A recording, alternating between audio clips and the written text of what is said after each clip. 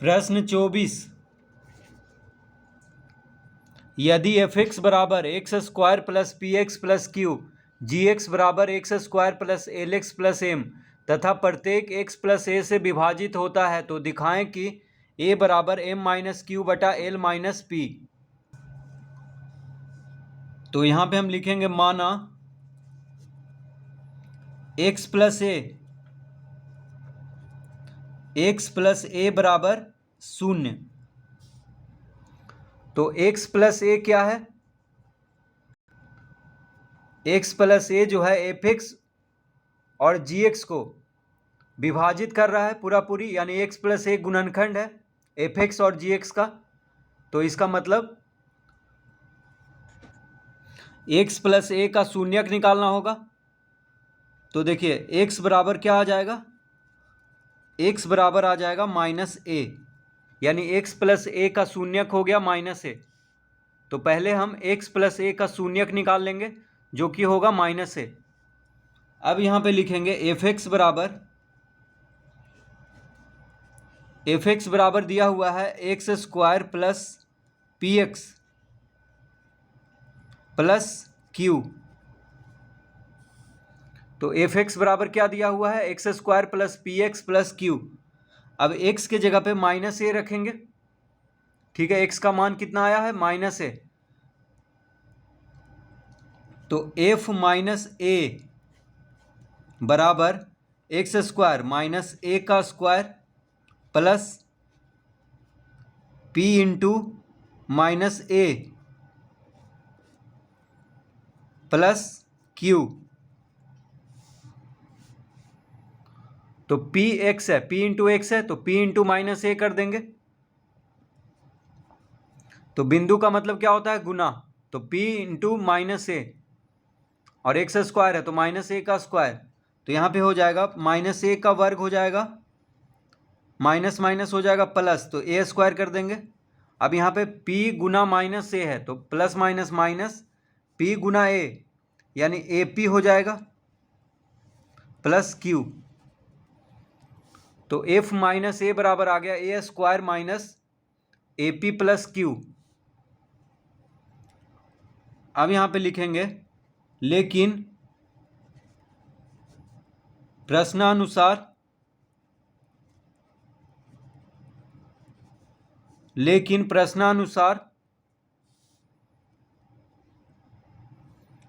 f minus a बराबर 0।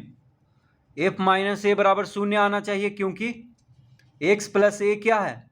गुणनखंड है, यानी x प्लस ए से पूरा पूरी विभाजित हो रहा है एफ एक्स। तो f माइनस ए 0 आना चाहिए, यानी शेषफल 0 आना चाहिए। लेकिन शेषफल आया है a square minus a p plus q. तो जब गुणनखंड है तो शेषफल 0 आना चाहिए, तो इसलिए f माइनस ए बराबर 0 होगा। तो f माइनस ए कितना आया है? A square minus a p plus q. तो यहाँ पे लिखेंगे अतः a square minus a p plus q बराबर 0, इस तरह लिख लेंगे। तो क्यू बराबर कितना हो जाएगा?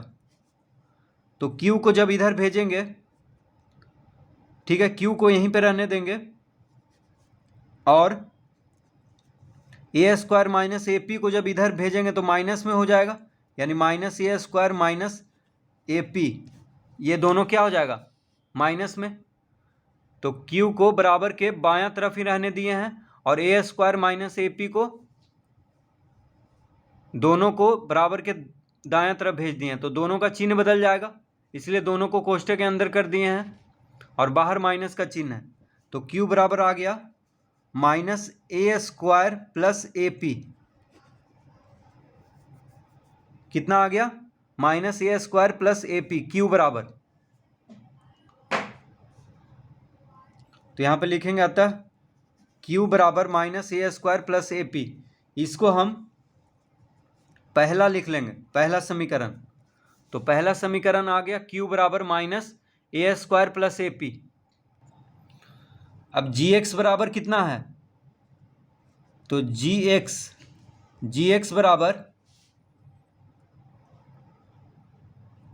एक्स बराबर है X square plus L x plus M, तो जी एक्स बराबर है X square plus L x plus M. तो एक्स प्लस ए जो है जी एक्स का भी गुणनखंड है, तो एक्स प्लस ए से जी एक्स भी विभाजित हो रहा है। तो अब हम जी एक्स के जगह, एक्स का मान कितना आया था माइनस ए, तो एक्स के जगह पे माइनस ए रख करके अब देखेंगे तो हो जाएगा माइनस ए का वर्ग plus L into minus a plus M. तो कितना आ गया माइनस ए का वर्ग, तो माइनस माइनस हो जाएगा प्लस,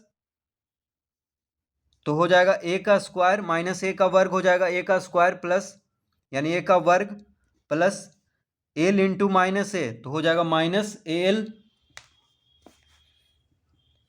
कितना हो जाएगा यहाँ पे माइनस ए एल, इसको कोष्टक के अंदर कर देंगे प्लस एम, तो आ गया a square minus plus minus minus होगा minus a l plus M.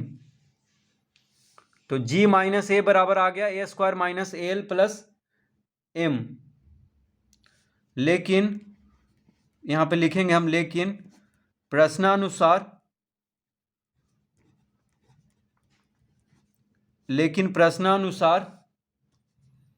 Ji minus a बराबर शून्य आना चाहिए, क्योंकि एक्स प्लस ए क्या है जी एक्स का गुणनखंड है, यानी एक्स प्लस ए से जी एक्स क्या हो रहा है विभाजित हो रहा है, तो शेषफल तो शून्य आना चाहिए।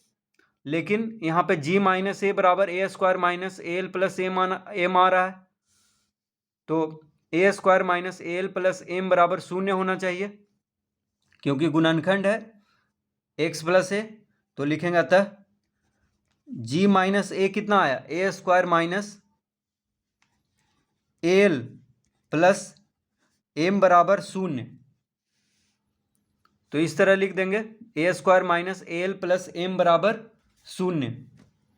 तो एम बराबर कितना हो जाएगा, तो एम को जब हम यहीं पर बराबर के बायां तरफ ही रहने देंगे और ए स्क्वायर माइनस ए एल को ए स्क्वायर माइनस ए एल को जब बराबर के दायां तरफ भेजेंगे तो चिन्ह बदल जाएगा दोनों का, इसीलिए दोनों को कोष्टक में करके इधर माइनस का चिन्ह दे देंगे।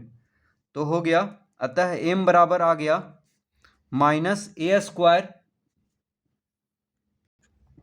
तो ए स्क्वायर प्लस में है तो माइनस में हो जाएगा, ए एल माइनस में है तो प्लस में हो जाएगा।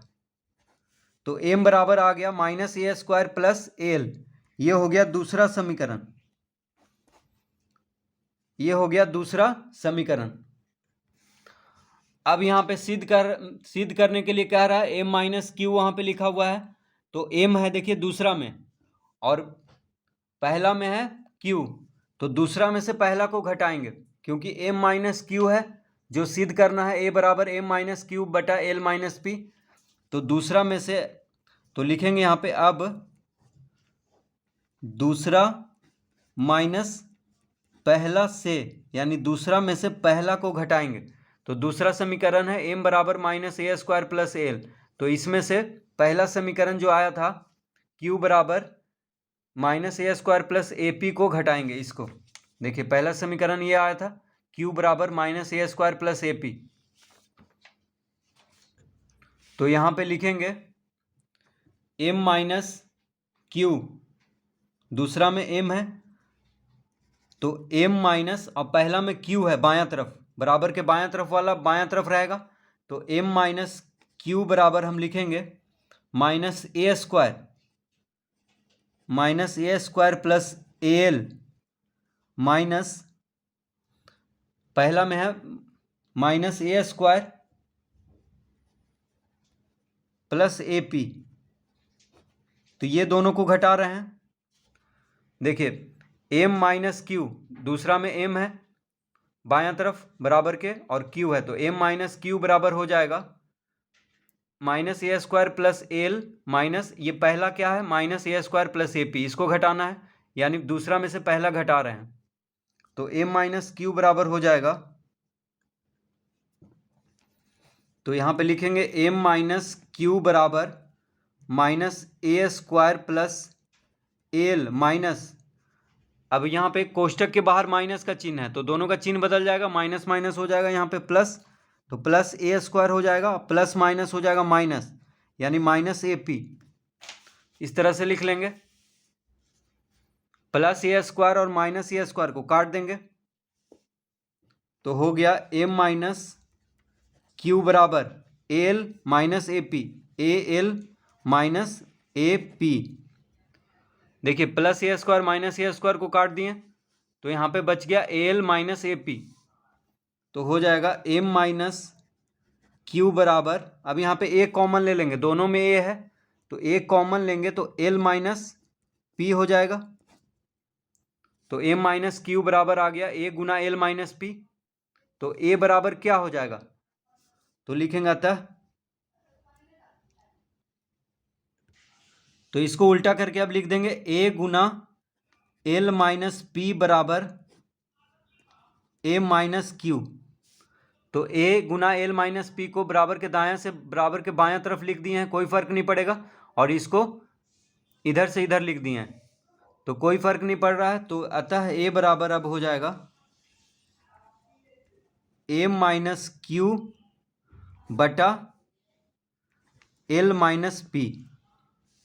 तो एल माइनस पी जो है ए के साथ गुना में है बराबर के बायां तरफ, तो एल माइनस पी को जब बराबर के दाएं तरफ लाएंगे तो भागा में हो जाएगा, यानी ए बराबर आ गया एम माइनस क्यू बटा एल माइनस पी। तो यही सिद्ध करना था, ए बराबर एम माइनस क्यू बटा एल माइनस पी। तो इस तरह से इस प्रश्न को हल करेंगे।